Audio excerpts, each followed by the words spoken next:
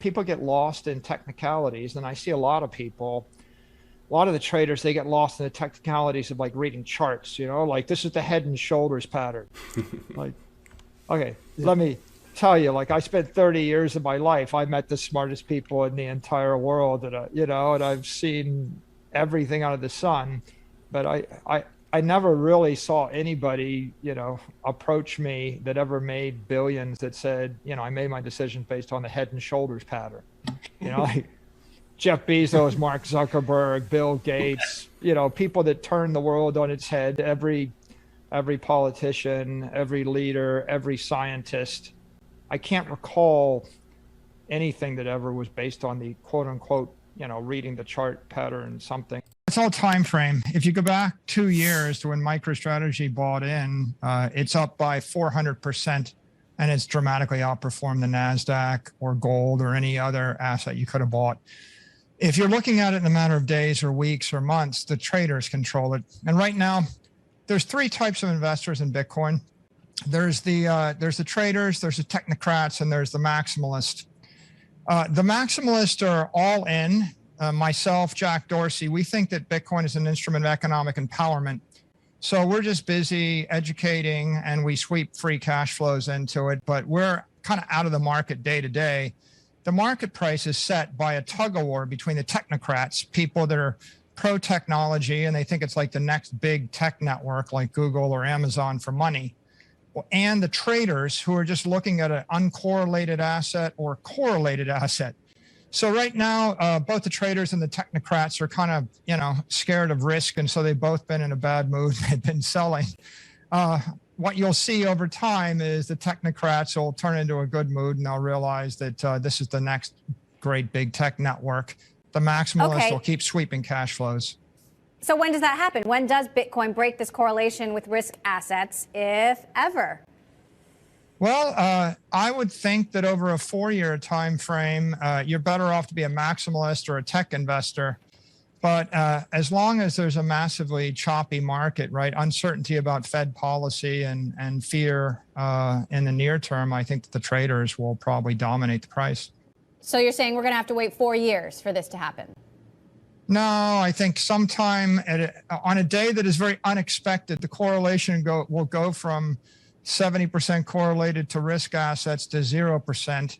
And when that happens, then the traders will reverse the polarity of their trades. The technologists will start to double down. The maximalists will just enjoy the ride. Charlie Munger wasn't an advocate of Apple Computer, right? How about Amazon, right? How about Microsoft, right? Warren Buffett's a friend of Bill Gates for how many years, and he still hasn't bought Microsoft stock? And Microsoft is an idea that was, fairly well understood 40 years ago, 30 years ago. So what you have is something so powerful that everyone's being asked to have an opinion, right? Presidents, the president of Russia, the president of most nation states, they're asked to have an opinion. Every investor's asked to have an opinion. But what if I told you couldn't really understand it without 100 hours of time invested? How many people after the age of 40 spend 100 hours studying anything? Like once you get to, how about age of 65? You don't think of Munger, Buffett, Gates, these guys spent 100 hours studying Bitcoin? Aren't you sure they didn't? Isn't it obvious? I would say it's almost certain that he hasn't spent 10 hours. Here's the more important point, though. It's every single influential person in the world is being asked to have an opinion, but they're not spending 100 hours on the opinion. If I roll the clock back 100 years and I went to every politician and every rich person in the world in the year 1900 and I asked them what they thought about electricity, what do you think they'd say? Right. How about airplanes in the year 1904? What was the opinion then? So it's not unreasonable. And I don't think we should be spending a lot of time fixating upon the opinions of famous and powerful and rich people about a technology that they have not chosen to make a focal point of their interest, right? So you wouldn't go to Charlie Munger and ask him to pick out stocks in your name every winning stock in the past decade. Netflix, Google, Fang. Apple, Facebook, Amazon. How many of them were recommended to you by any of these people that you're getting opinions on? None of the Bitcoin antagonists or critics would have recommended or did recommend any of those stocks, right? So it's kind of a moot point. It's really just marketing or sparks that are being sent up, because what happens is these guys in the media, they interview them and they want to like get a rise out of them. So they actually throw this out there. Nobody's asking Warren Buffett's opinion of silver or gold right now, because no one's interested in hearing the answer. And you were on a panel with her this morning and you unequivocally said, do not sell your Bitcoin. So what is your outlook for the market? You know, my outlook is very long term. And the reason I say do not sell your Bitcoin is because if I look back at my life as an investor, the things that I regret are when I found a really good idea and I underinvested in it. Like Google was a good idea, Facebook was a good idea, Apple was a good idea, Amazon was a good idea. A digital monopoly that changes the world for 1 billion people is a good idea. And yet, the most common two mistakes after finding a good idea is, first mistake is someone says something, they talk crap about your idea, there's FUD, oh, Australia's going to tax Google, or somebody's going to Amazon's going to get regulated, or something will happen, and so people panic sell. And so whenever there's anxiety in the market and you panic sell and then you never buy back in, you regret that. And the second thing you always regret is you wish you bought more.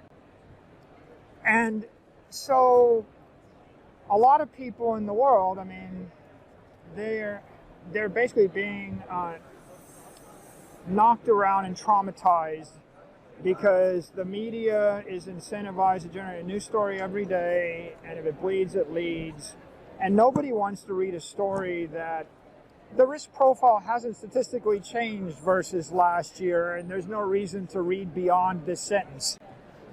So normally they always write inflammatory, anxiety-inducing stories, and when people read them and they think about it, it gets them on the skin, and they panic and they do something irrational.